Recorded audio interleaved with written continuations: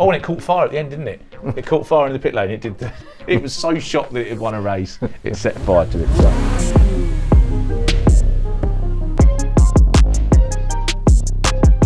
From Autosport.com and Autosport magazine, I'm Kevin Turner, and this is the Autosport podcast. Well, welcome to the latest episode in our run through the top 100 greatest World Championship races, celebrating 75 years, although we're kind of into 76 now, of Formula One. And joining me is the author of the book that this is based on, Roger Smith. Roger, how are you doing with the series so far? Pleased with the way it's going? Yes, I think I am. It's a process of getting people's reactions to something, well, you and I have worked on for quite some time, with Karun as well. Karun Chandok's been involved. And I think generally it's going quite well. You know, we haven't been sort of thrown out yet anyway. No, we've had a few races that perhaps have been questioned or that we missed out, and one of the people that's helping us do that and pick these things out is Damien Smith. Damien, are you enjoying our run through these races? So it's just an excuse to talk about some cool races, really. Well, that's the latter, exactly. Yeah, it's nice. It's just nice to go back and it's nice to put everything in context, I think, and link it all together. You know, there's a lot of 75 years of Formula One celebrations over the course of 25, which was good to see, and I'm glad they made such a fuss about it. But I think for me, it's always important to think of the whole, that it is all connected. That racing itself hasn't changed, although everything else has. Yeah. You know, and that goes for the pre-era before the World Championship as well. It's all linked. It's all linked together. It is, yeah. I mean, the continuous thread of the World Championship is what we're kind of jumping off here. But yeah, of course, there's plenty more to it. I mean, even outside of the World Championship, there were Formula One races for a good 30 odd years during the period we're talking about. Well, we're not talking about those particular races. Well, this episode is going to be surprises. So I think we're probably closer to the sort of what the bizarre circumstances in a way, aren't we, Roger? Where some of these races are great races, but also some of them are kind of just memorable because they're shocking or unexpected. So can I just ask how you differentiated this from the chapter? I think the main issue was that these were one-off wins. They were generally when you get a driver winning for the only time, possibly for the first time, and going on maybe later to win. You've got 5 one-hit wonders in this, and I think that's what I would say. You've got drivers and teams, because there's a few teams that have their one-hit wonder as well in this chapter. So broadly speaking, I think the surprises is shock victories, mainly of the one-hit type. Yeah, it's quite result-driven a bit more than circumstance-driven, which is what the bizarre ones were. Yes, but obviously there's overlap, because to get a surprise result, you normally need something crazy to happen. Yeah. So that's where the relationship is. Well, let's get into these then. And we're quite recent. In fact, we've got our first 2 entries are from 2020.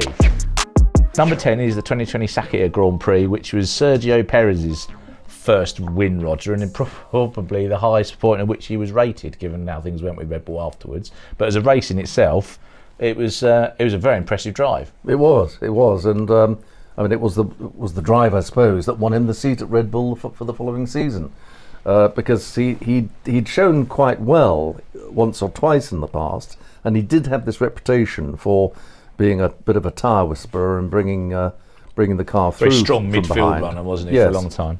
But anyway, he came from plumb last with a one-stop fight back, and there were circumstances that came about that allowed him to get into the win, where the Mercedes had completely fouled up on a sort of stacked pit stop, with the tyre changes mixed up, with the tyres mixed up. Quite literally the wrong tyres on the wrong car. Yeah. So there were circumstances that allowed him to do it, but nevertheless he did it, and after 190 starts, he became the first Mexican winner for 50 years. Of course, the previous one being Pedro Rodriguez. So I mean, I think it's a feel-good win, isn't it, Damien? And actually, quite a few of these one-off type wins are a bit feel-good, because there's someone that doesn't get to win very often, but you kind of appreciate that they've got one on the board. Yeah, absolutely. Yeah, and I guess it was at a time when everyone needed a bit of a feel-good factors, given the year we're talking about. Good point. Yeah. So there was there's a lot of affection for that team, I think, as well, coming out of what originally was Jordan, and has been through so many. Racing Point and is now Aston Martin. Exactly, incredible, really. And it was, it wasn't just a win for Perez, was it? It was a win for the whole crew who work at that Silverstone team. So, yeah, really important result at the time, and as you say, it did catapult him into one of the top drives. Not often a pink car wins a Grand Prix either. No.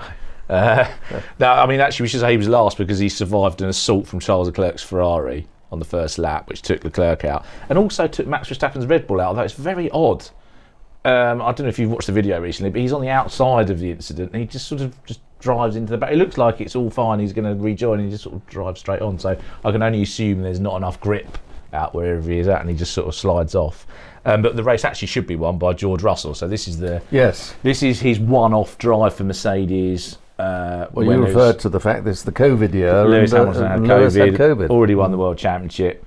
Actually, I think Russell should have done 2 races because I think it was fairly clear that Hamilton wasn't entirely well when he came back. Has always been my view about the Abu Dhabi finale. But this is the race before, and he grabs the lead off teammate Valtteri Bottas at the start, and he basically is in control all the way through until the safety car pit stop. It was an amazing performance, and it's funny how it felt like a debut, didn't it? Yeah, it did. Despite the fact he'd been around with Williams for so long, I think just getting into that Mercedes and grabbing that opportunity the way he did. There's a difference, isn't there, between driving in the midfield and driving at the front. And actually, sometimes we see drivers that are very good at the midfield stepping forward. They're not, Giancarlo Fisichella was a bit like that. You might say Heinz-Harald Frentzen. I would argue perhaps Perez as well, another one. Whereas Russell has been.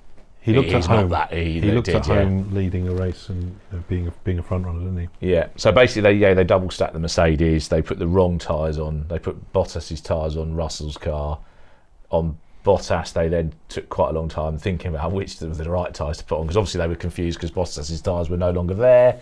Russell came in. He did then put on another fantastic charge. He did. So it was actually quite a good race. It's quite interesting because his pass on Bottas was around the outside was quite. He was obviously putting down a marker, wasn't he?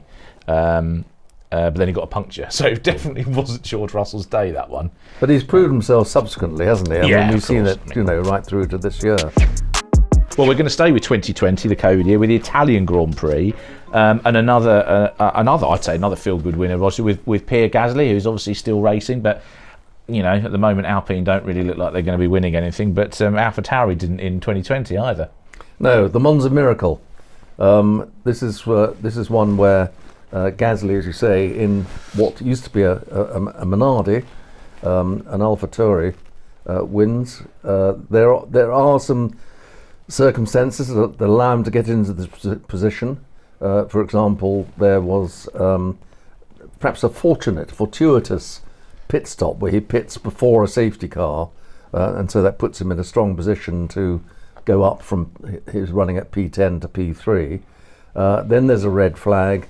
Hamilton gets a stop-go penalty. I think it's because he tried to enter the pits when it was closed. He pitted during the safety car when it was closed. Yeah. So another Mercedes. I mean, because that car was so good that year, it needed to be a mistake, didn't it, by Mercedes or one of the drivers for someone else to get a look in. But Gasly, therefore, found himself in first position on lap 28 of 53. And another person that features in this race is Carlos Sainz, because he actually had been competing with Hamilton early on in the McLaren Renault, and had looked pretty on it in the earlier part of the race. And he comes through and chases down Gasly. He gets into dirty air. He can't quite get into, a second until, the last couple of laps.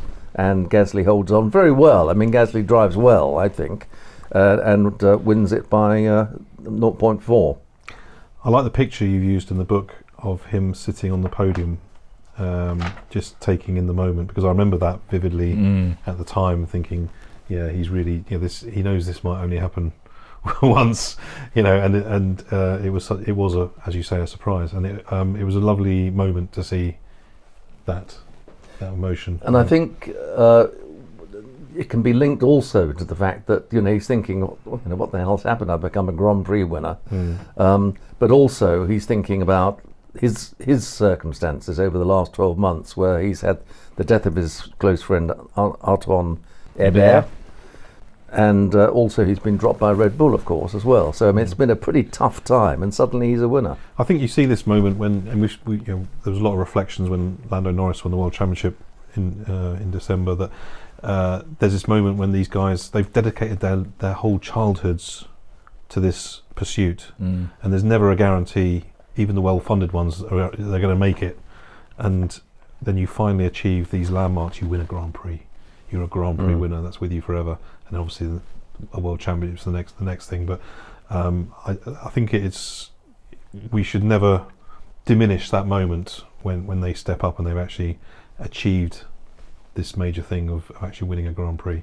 It's a big deal. Yeah, it's easy to forget that. And actually, listening to the radio messages for sites during that race, McLaren are sort of on the radio going, "Take your time through this pack. We've got a second here for the taking." And he's like, "I want Gasly. I want to go for the win." It's like I'm going to get through and go after him, which I think that. And obviously he hadn't won a Grand Prix at that time, so it's nice that Sainz has obviously gone on to win. And it's nice that the team formerly known as Minardi, their 2 wins, both at Monza, both in these sort of extreme circumstances, because obviously Vettel in 2008, which may or may not appear at some point on this list. Right. Actually, Lance Stroll could have won this race as well. He was also well placed and had good speed, but he made a mistake at one of the restarts and dropped too far back. He eliminated himself with an error. And I think that's the point, isn't it? The same with Esteban Ocon and Hungary in 2021 that we talked about in a previous episode. Gasly took the opportunity to win, because all these guys are used to winning. They know how to win. They've done it all the way up in their careers. And F1, they have to get used to not winning, but the good ones still remember, don't they? How to do it. Right, well, number 8, the 2003 Brazilian Grand Prix, and I'm going to throw this to you first, Damien. Is this the worst car to win a World Championship Grand Prix? It's got to be up there, hasn't it? It really has, yeah. The 2003 Jordan was spectacularly bad, and I can say that because I have spoken to Gary Anderson about this, and he agrees that it's a very terrible car. But he actually wasn't responsible for the design. He'd come back in and helped try and sort it out. Yeah. But it was basically slower than anything except the Minardi. Yeah, I had a very slim connection to that year on Jordan. So I used to know Ralph Furman very well. Fisichella's teammate. From that year. And he asked me that year to do his press releases for him. So I wrote some of his, just for his personal mailing list kind of thing. So I would speak to him a couple of hours after every Grand Prix on a Sunday, and we'd try and make a silk purse out of a sow's ear. I mean, it was desperate, and he was in a sort of, his chance to finally step into a Formula 1 car, and it was not wonderful. And of course, even in this Interlagos race, he had the rear suspension, I think, go, and actually he only narrowly missed taking Fisichella out, didn't he? Yeah. But that Brazil win, what a bizarre way to win a Grand Prix. Yeah. It was another wet Brazil, here we go again, which is great in many ways, because that's why it features in the book quite a few times, because it produces some fantastic races. We had 2 winners. It was a chaotic race with 4 safety cars, but 2 winners as a result of the fact it was stopped early because of an accident, a dreadful accident, I thought, at the time, and reflect on it still, when Webber crashed in the Jaguar, that would have been, wouldn't it? Yes. And you get Alonso crashing into him in the Renault. There are pictures of Alonso sitting by the track afterwards, looking very shaken indeed. And not surprisingly. But one of the things which I think one should bear in mind is that 2003 was the first year of the hands device, and I reckon if Alonso hadn't been wearing a hands device for that smash, he could have been in serious trouble. That's a little post note there. And of course, although it may have been the worst car ever to win a Grand Prix, it had a Ford engine in the back, and it was the final Ford victory, the 176 of of the total. For now, because of course they're coming back badging the Yes, Red Bull. I don't know Red Bull to what power extent plant. this can be called a Ford, but I suppose We'll have to see. But then you could say that the Cosworths were Cosworths rather than Fords. Exactly. You could guess all that. You can't call this new engine Ford. I refuse to accept it. I'll sound out your email address to any Ford PRs that want to get in touch. But I do know what you. Well, it depends how much technical input there is. I mean, to start with, they say not very much, but I don't know if they'll stick to that. The surprise element, of course, is the fact that you get the result changed later on. Kimi Räikkönen has apparently won it, but he hadn't. Fisichella was declared the winner after a recheck, and they exchanged trophies 2 weeks later at Imola. They did. Ron Dennis with gritted teeth, if I remember. Yeah. I mean, so we should say, so Fisichella qualified 8th, which in that car was a miracle anyway. And then we had there was a whole controversy about there being one speck of wet tyre, which normally it's not totally wet, so you kind of err towards an intermediate, so that when you do get heavy rain, and there was of course the river running across the track out the centre S's on the long left-hander, and that's where several cars, including Michael Schumacher, went off. Yes. And the Jordan genius, which I believe Gary Anderson was heavily involved with, was basically saying, right, what's the 75% distance, working out the lap and bringing their car in as soon as possible to fuel it to that lap. And then it's like, right, well, we're going to stay out until then. And then, of course, there's other people pitted. Fisichella, who was a good midfield driver, decent in the wet on this day, came through. DC led, he pitted.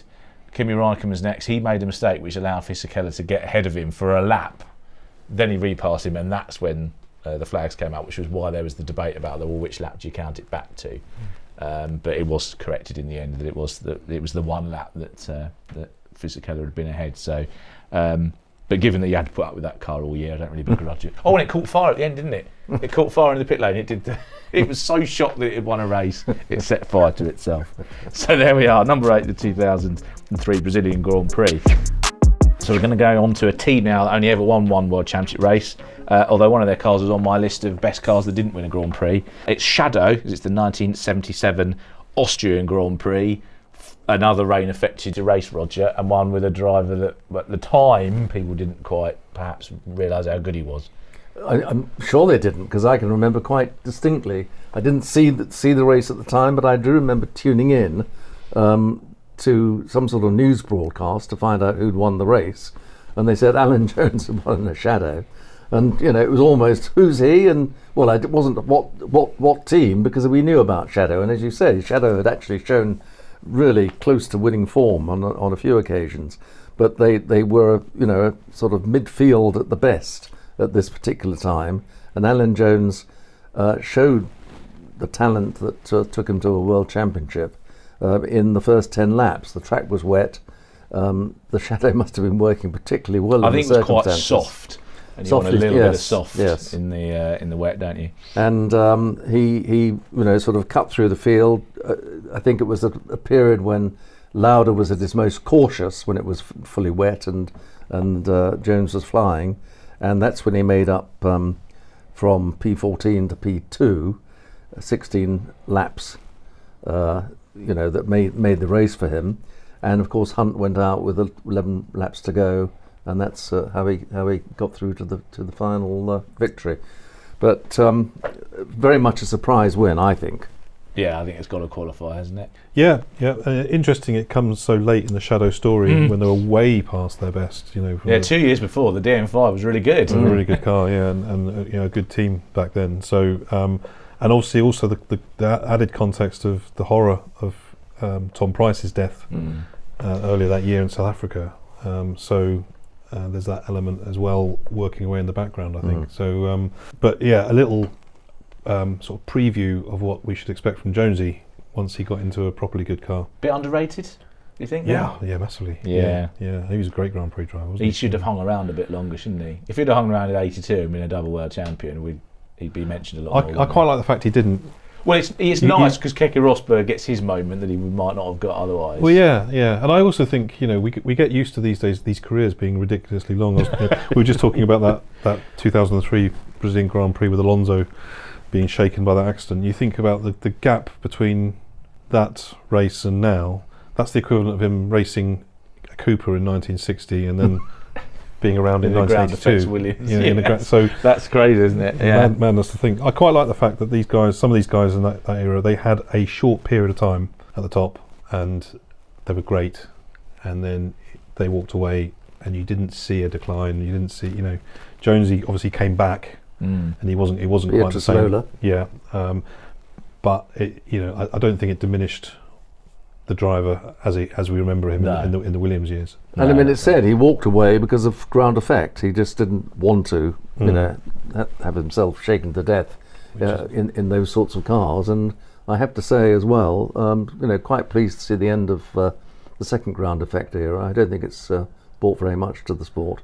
Well, Oscar Piastri said that he was quite pleased not to have to get back in the cars again, didn't he? Although, I think careful what you wish for, because you never know what's going to come next. We'll have to see how the 2026 rules show.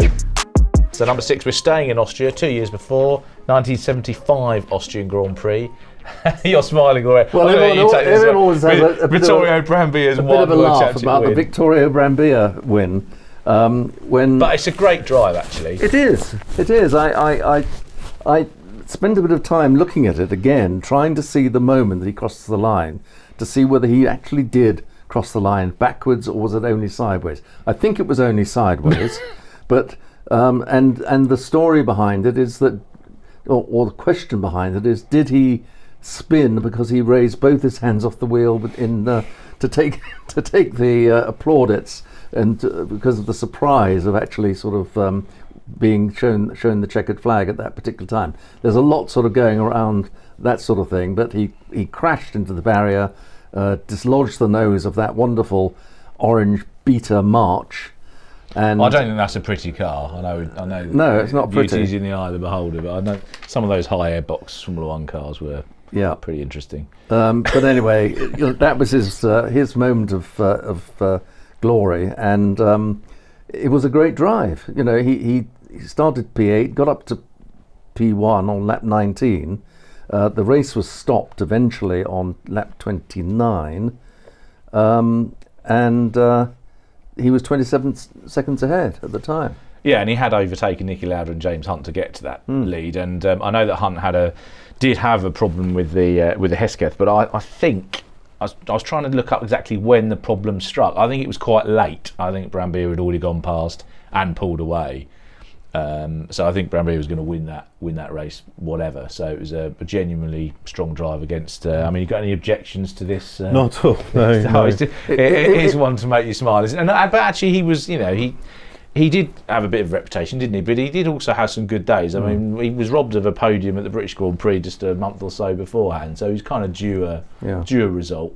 Yeah, absolutely. And it's a string of Austrian wins that were odd, because the one we got 77 Jonesy, 75 Brambilla, and then in the middle of it, Watty in the Penske in 76. Yes. So. Well, that brings us to the other point about this particular race, because although there is a comedic element to it, because it makes us all grin, it was a tragicomedy because of Mark Donohue's death in the warm-up of the race itself earlier in the day. Yeah. I'm not sure if he had died.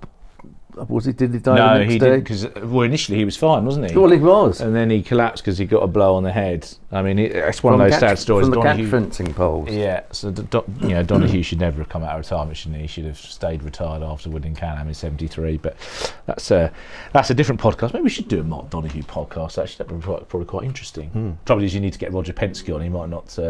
We're at the farm at Silverstone. Thanks very much to the British Racing Drivers Club for that. I don't know if we could persuade Roger to come here on a cold winter's day to talk about Mark. Maybe we could. We'll have to ask him. That's a fair point about the Austrian Grand Prix. Österreich were great track as well. Very high speed circuit. I went to, I can't remember which year it was, a few years ago I went to the Modern Grand Prix there, and I had a bit of time one afternoon, so I walked out and found the old circuit and just it's all still there, obviously. Just had lots of motorhomes parked on it now. But it's just gives you a bit of a shiver when you walk around there and realise how this was actually a Grand Prix circuit, and it was proper yeah, stuff, I still get that sort of wandering around Silverstone, like sometimes you're allowed, depending on what event it is, you can go and basically walk on where Bridge Corner was. Yes. And I think that's just a great... it's one of the great lost corners, isn't it? Absolutely, yeah. That's another list. Right, let's carry on with this one. into the top 5, the 1996 Monaco Grand Prix. Olivier Panis wins from 14th on the grid, and I would argue you could dismiss it as a lucky win, but I think it's a bit more than that, Roger. It is. I think he did a great job that day. It's another Frenchman winning in a wet race. It wasn't torrential by any means. It was a drying race. Yeah, I think. Drying. But nevertheless, he got himself into the right place at the right time. I think I'm right in saying that Schumacher had spun off on lap 1, which was extraordinary. Damon Hill took the lead and led for 38 laps, and then the Renault and his Williams blew. Alesi then leads, so Panis only led the last 16 laps, but having started P14, he'd done the right things in the switch of tyres. He'd made up some places during the switch over from intermediates to, or from wets to slicks. There were only 4 finishers, and I think what, as you suggest, makes it not just a fortuitous win is the fact that those other 3 who finished with him, of the 4 finishers, they all started ahead of him. So in other words, he did actually, one way or another, whether it was by the timing of his pit stop or elsewhere, get ahead of others in the race and deserve to win it. We did do some overtaking, didn't he, Damien? In fact, I remember a move on Eddie Irvine that was quite robust, at Lowe's hairpin. But it was sort of day of days thing we talked about before. It was kind of that, really, wasn't it? He was just sort of on it. Yeah, but Panis was good then, wasn't he? And he was on the. He looked like he could be a contender. 97 with the Bridgestone tyres, and that started well, didn't it? He looked, he was up at the front then too. And the broken leg in Canada, that kind of really took the wind from his sails, I think. And it was also nice to see a Ligier, the Ligier before name it became win Prost. before it became Prost. Yeah, so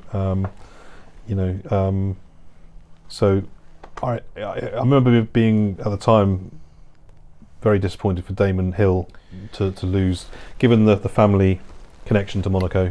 That was painful.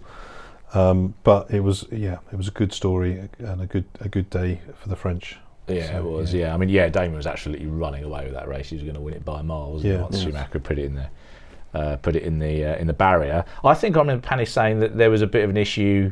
Many years later, they were worried that he was going to run out of fuel, and they were talking about maybe bringing him in. And he was like, "There's no way I'm coming in. I'm either winning or I'm running dry." I've got a feeling this still holds the record for the fewest number of finishes as well, because there were 4 finishers, and actually one of them I think French was in the pits when the flag actually flew. So classified 5th and 6th for Mika Salo and Mika Hakkinen, who were victims of a hilarious Eddie Irvine spin turn. Who just took out 2 cars, which I think Mika Hakkinen was particularly furious about. I seem to remember. But crazy race, but a pleasing winner. Although at the time I was desperate for Damon to get that world championship after what happened in '94. So number 4, we're back to Monza, 2008 Italian Grand Prix, the first of Sebastian Vettel's World Championship Grand Prix wins. 53, I think he ended up with, but I would say that it's his best one. Yeah, so back to Monza and back to Minardi, although at the time called Toro Rosso instead of AlphaTauri or RB or Racing Bulls or whatever it is this week. I mean, this was a race where Vettel was on pole, so that was a big surprise in itself. It was due to weather conditions, and everyone thought, oh well, don't worry, on Sunday it will all sort itself out in the race. But Sunday actually the weather was still bad and the conditions were treacherous. And Vettel drove brilliantly, and the Toro Rosso, I think, was in fairly low drag configuration, nice strong Ferrari engine in the back, and he made the very best use of it and won the race, from the front. You can argue that there were some of the front runners were down the grid because of the way the grid had got a bit mixed up in qualifying the day before, but the significant part as well was that it was the first win for the Red Bull organisation, because Red Bull, the team, had not yet won a Grand Prix. I think that was the following season, and so it was Toro Rosso that won the first Red Bull.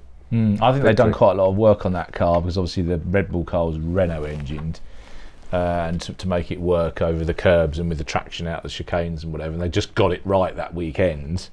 But yeah, Vettel drove away. I think there's a lot of people that would have assumed Heikki Kovalainen in the other McLaren who was starting alongside was going to get the better of him in the race, and he just never got. No. In fact, the biggest threat to him was Lewis Hamilton starting 15th on a different strategy, and had it rained more towards the end, Hamilton probably would have been in play. Yes, but as it was, and he was on the more extreme wet tyre, but it actually dried up enough that Vettel was on the right one. We should also point out that Robert Kubica finished 3rd from 11th.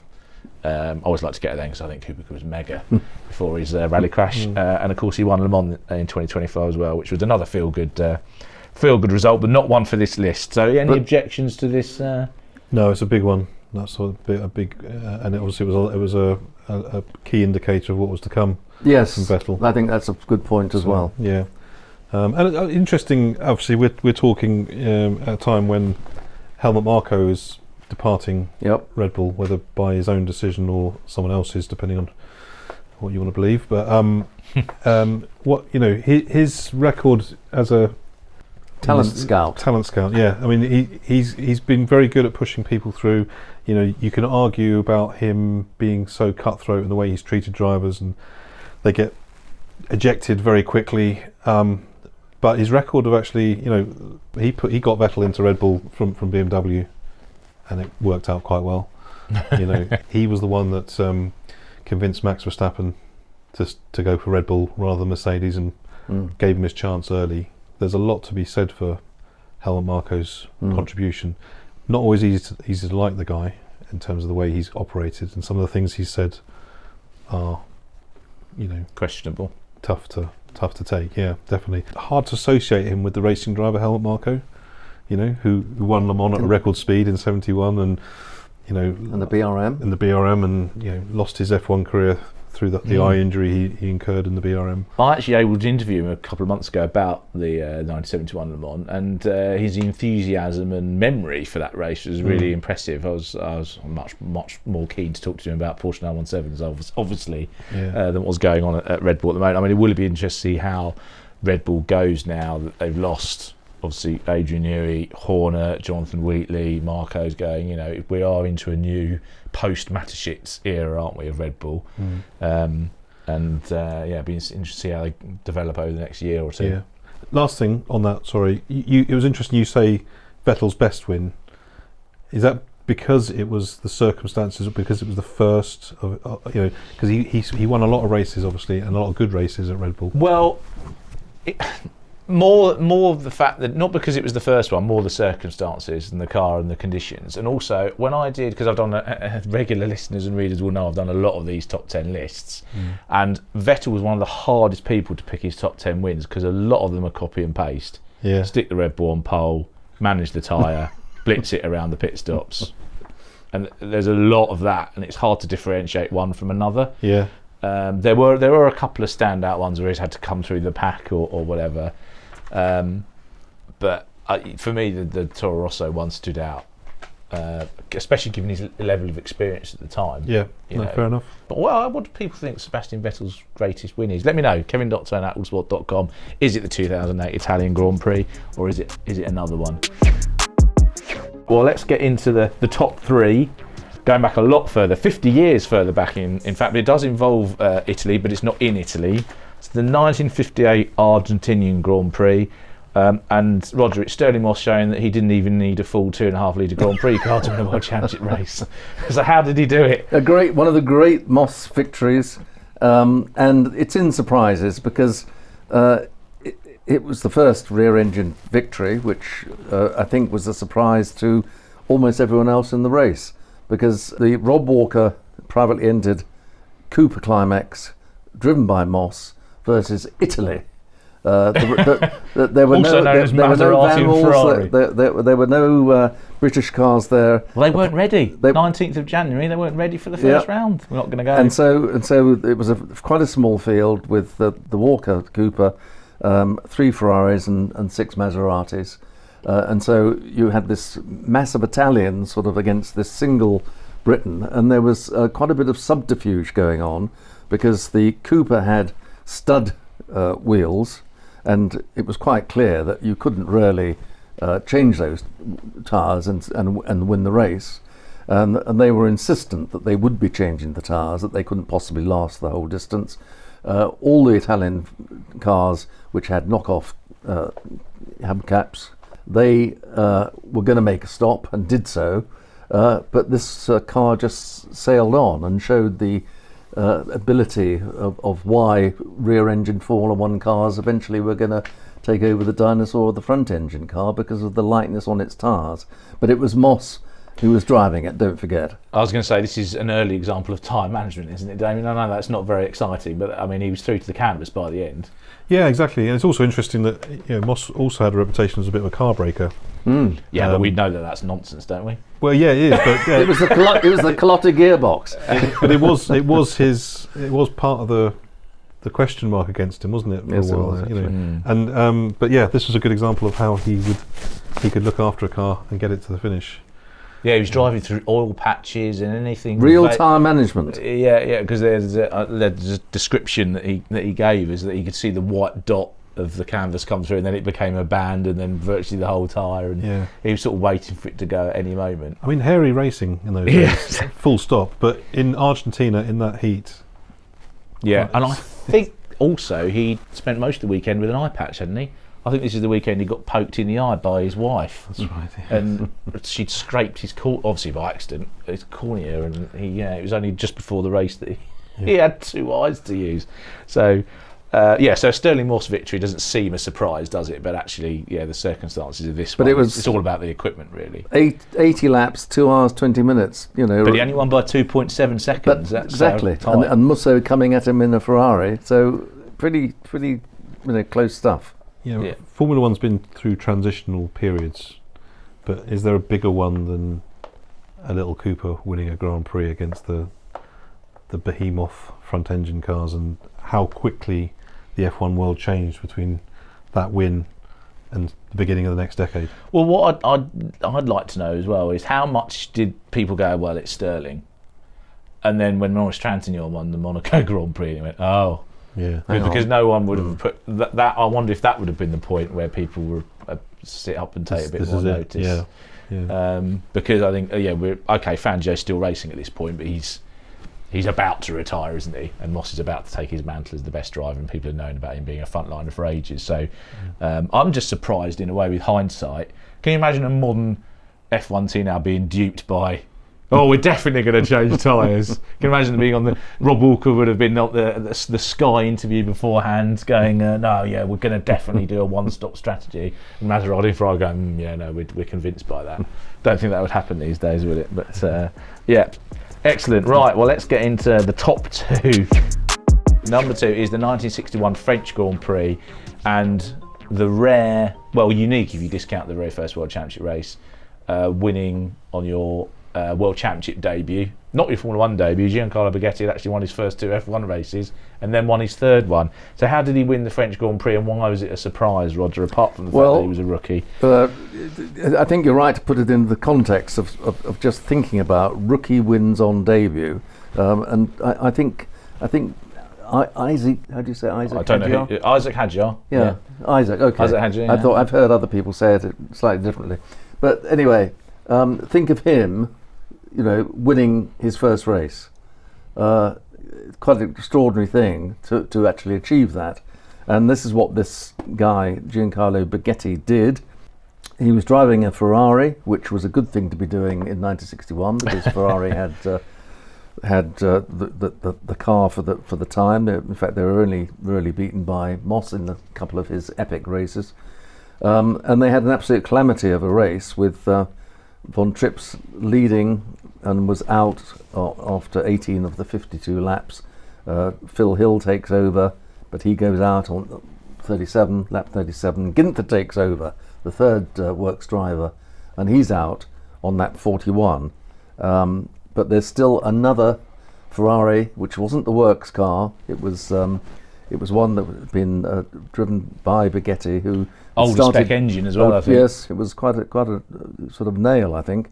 But if a Grand Prix Ferrari can be described as a nail, but Baghetti from P12 makes his way to P1 as Ferraris and other cars drop out and is confronted by Joe Bonnier and Dan Gurney in Porsches for the race win, and it's a fabulous sort of ending of the final laps as they chop and change, and they generally did. There's no question about it, even though a lot of the records actually show who was leading at the time they crossed the line. There was chopping and changing throughout the lap at Reims. It was a high-speed slipstream track, basically. Yes. I sort of think Monza pre-chicane type, although even more simple, actually.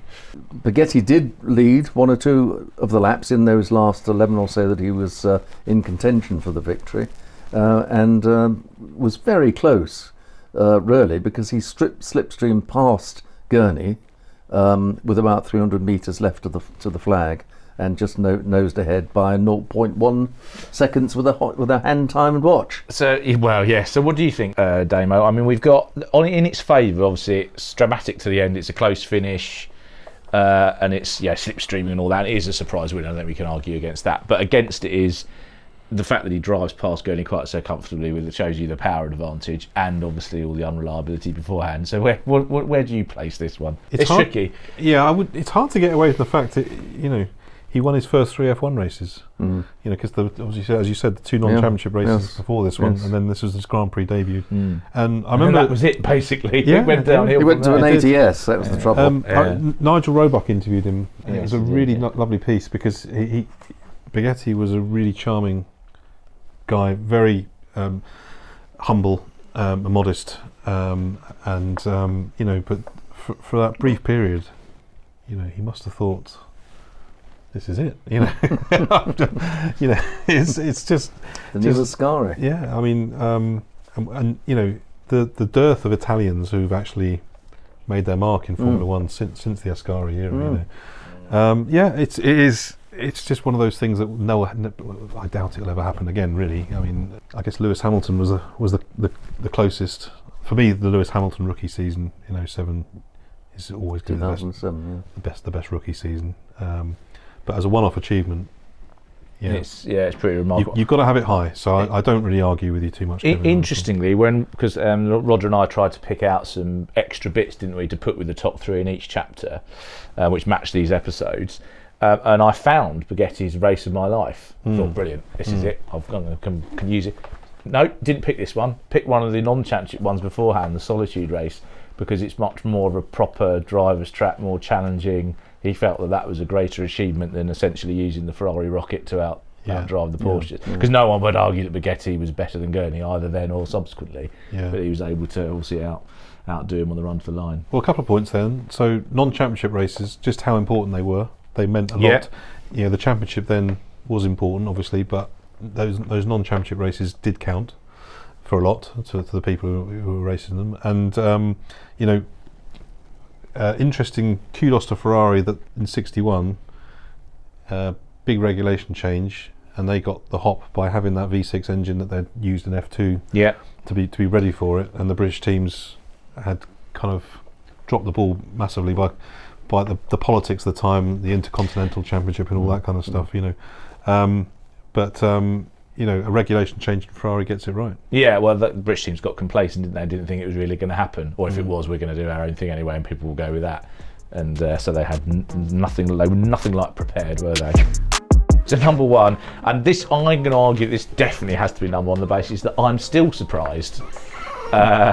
Even now, and it's 13, 14 years ago, and even if you watch the replay, it's not going to happen. It's the 2012 Spanish Grand Prix and Pastor Maldonado's win for Williams, which actually did produce a decent car in 2012. That's not really the surprising part of this, although they're blooming awful, ugly cars, aren't they, that year? Awful.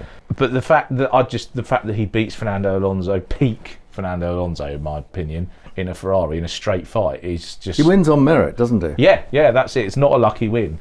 So I'm going to go to you first, Damo. I still don't really understand how it happened. No, I think your point about the ugly cars thing. Can we show them that they are? I mean, can we have a look at that? They're not nice, are they? There's never going to be a time when we look back fondly on those cars. No, I did a ugliest cars to win a World Championship Grand Prix piece, and I put those 2 cars, the Ferrari and the Williams, equal first. Yeah, because that high nose with that stupid step Yeah, The ground effect cars look better than that. I think we have to agree. Look better than that. Yeah, yeah. I mean, credit to the guy. He drove a fantastic race that day. I mean, that's the thing. That is why the surprise still lingers. You know, I mean, you know, I actually thought there were times when Maldonado was respectable. There were, you know, lots of mistakes, and he was quick. Yeah, did have a turn of speed. Yeah. But there are people at Williams that say, well, the reason they won is because that was the one race he listened to them, did what they said, and after that he thought he was the bee's knees and never did anything ever again, which is probably a bit simplistic. But he what they would say, he executed the race, didn't he? And that's what they would say now with the strategy, because Alonso got ahead of him and he got back past by undercutting him and then held him off. I mean, that's peak Alonso as well. Exactly, yeah. Alonso was 0.7 behind at one point. Okay, his tyres might have, you know, grained or whatever, but nevertheless, he did the job. Festa Maldonado, 95 Grand Prix starts, only on 13 occasions did he even score a point. Never had another podium. So, surprise? Yes. Yeah, absolutely. And I think the wider context that it's Williams, after so much pain, and that went before and after, you know, for the team, and then the fire in the pit lane that evening. Oh, that's right. Which took a lot of the joy out of the occasion for them, and was a serious incident which could have been a lot worse as well. So what a strange day, all in all. Yeah, and I guess for Claire Williams, that's a big moment for her as well, personally. You know, and she was stepping up at that time to be her father's representative, you know, at the team, and I think that's still. That will resonate forever for her as well that day. So. Well, one thing we discussed before is I think there's a feeling that had Rubens Barrichello been in that car all the way through the year, because he'd been driving for them the year before, they would have scored more points. But would he have done that job on that day? Because Maldonado's just, I mean, we've talked about Day of Days before, but I mean, this is a massive outlier for Maldonado. And of course, he started on pole. He qualified on the front row, but Lewis Hamilton was thrown out obviously because he didn't have enough fuel or something on his qualifying run. So even that is a kind of the path to victory is just incredible. I think the reason why this is your number one and why it's the surprise of the century or whatever, of the 75 years, is because no other driver could have improved that on that performance. That was a perfect performance. Yeah. So, you know, but it came from someone who just didn't put in perfect performances. So that's a good way of summing up. I think you justify it. A lot of these drivers that we've talked about in all these different lists and episodes it's usually the great drivers that are making something happen. Yeah. And this is a great performance by someone who, let's be honest, most people wouldn't even say was very good. Yeah. And with the Baghetti thing, I think the reason why he deserves to be number two is because afterwards he never did anything close to it again. It's that thing where it just comes out of the blue and there's never a repeat of anything that comes near it. Yeah. So there we go. So you're happy with number one? I will accept your number one, Kevin. Yes, no problem. Yeah, I think this is the one that I don't think we had much of a debate about the number one on this one, Roger. No, it had to be Crash Tour. Pretty clear. Crash Tour Maldonado. Well, yeah, but not on that day. And of course we're still waiting for the next Williams victory, aren't we? Although it looks a little bit more likely now than it did 12 months ago, with Carlos Sainz getting a couple of podiums in 2025. So that's we're all quite pleased to see that, aren't we? Of course, the big thing about 26 we're all waiting for is, you know, is the Mercedes engine going to be the thing again? Because have they got it right, and are they going to have an advantage over everyone else? And therefore, any team that's got a Mercedes engine, are we going to see obviously the Works Mercedes team, McLaren, Williams, Alpine? That could be the first four rows. Well, it could be, yeah, and I know that there's a certain line of thinking that you'll need to be quite on it as a driver to understand all the technology and the different modes you can be in, and that's going to play into the hands of someone like Carlos Sainz, who is one of the sharpest guys on the current grid. Yeah. So there could be another good Williams era coming. But I don't think it would beat Maldonado 2012, because just the fact that we're talking about Carlos Sainz would suggest it's not a surprise. Well, no, that wouldn't be a surprise in that sense, would it? Yeah, and we can predict that there's a possibility. Exactly. We would never have predicted Maldonado doing what he did. Which is kind of the point. So there we go. That's our top 10 surprises in F1 history. The 2020 Sakhir Grand Prix, 2020 Italian Grand Prix, 2003 Brazilian Grand Prix, 1977 Austrian Grand Prix, 1975 Austrian Grand Prix, 1996 Monaco Grand Prix, 2008 Italian Grand Prix, was it Vettel's best? Let me know. And then the top 3, 1958 Argentinian Grand Prix, 1961 French Grand Prix, and the 2012 Spanish Grand Prix. Well, thank you very much, Damien Smith. Thank you very much, Roger Smith. Thank you very much for listening. We'll be back soon with another Autosport podcast.